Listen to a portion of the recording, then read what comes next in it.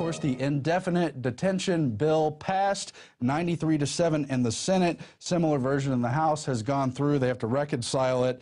The Senate last night codified into law the power of the U.S. military to indefinitely detain an American citizen with no charge, no trial, and no oversight whatsoever in the passage of S. 1867, the National Defense Authorization Act.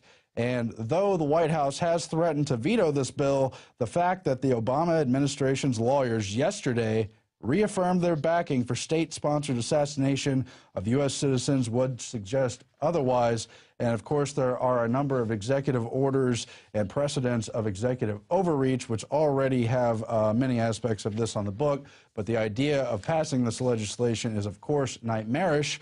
Paul Joseph Watson has also uncovered an even worse amendment in this bill, which was narrowly defeated. This amendment would have made the Senate bill give it allowance to detain Americans even after they had been found innocent. The details of that report are up on Infowars.com and PrisonPlanet.com. But before you go to those websites, I do want to draw attention to a little bit of the details. Amendment number 1274 would have given the federal government the power to detain U.S. citizens until Congress declared the war on terror over, which we've been told is a never-ending, multi-generational conflict. The provision also gave the feds the power to keep an American incarcerated even if it were tried and found not guilty. So much monstrous legislation coming through this larger National Defense Act. Of course, Alex Jones and many other patriots have cried shame over it, but are ordinary Americans even paying any attention to it at all with Black Friday and the holiday season underway? To find out, we went to Darren McBreen.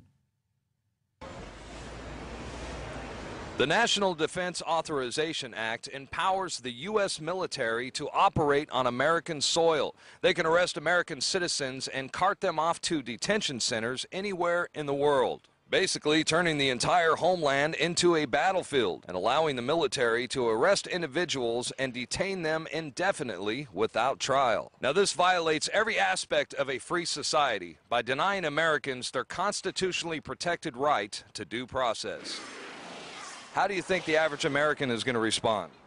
The same way they responded at the Kent State massacre when National Guard troops were used to fire live ammunition on students who were nonviolently protesting the Vietnam War.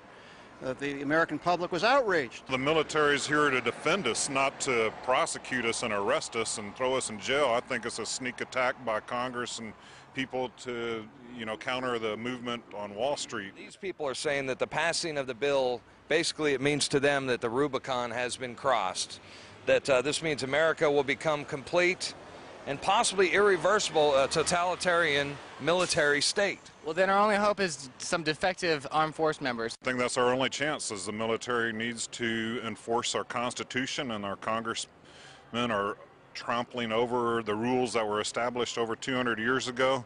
And that's the whole problem. There's too much corruption in the executive branch and in the congressional.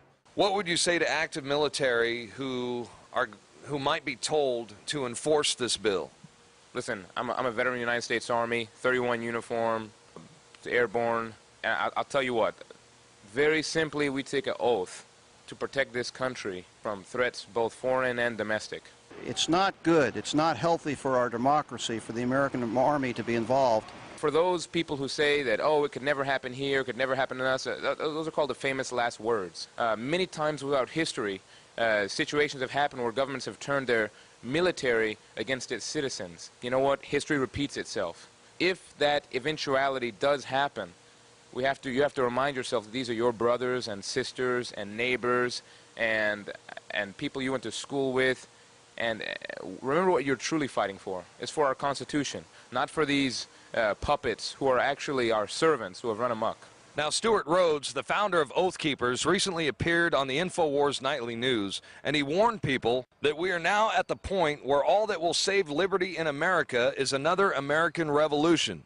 But really, you should see this as a declaration of war against the American people. That's how we should see it. We need to stop this right now. If we don't, Alex, I do believe that there will be no recourse except another revolution. Otherwise, we are going to be lost. We will be put in the same position as the Founding Fathers were in 1775.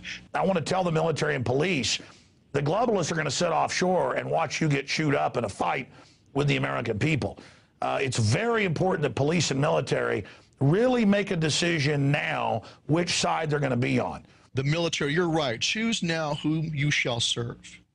Either you are, I'm talking to the military out there especially, either you are a son of the Republic and you will defend the Bill of Rights and the Constitution, or you are a traitor to your country and you are nothing but a lowly dog, an obedient dog to the powers that be. Choose now whom you shall serve.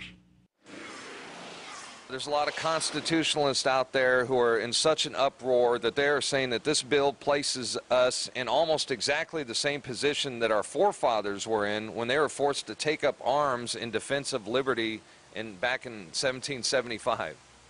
Well, to those people I would say it's a culmination of things that have put us in that position, and I would agree that the architects, the great and highly intelligent architects that constructed our infrastructure, the way we do business and the way we do politics and the way we live here in America, they would turn over in their graves and they would be very ashamed of us and how far we've let this go.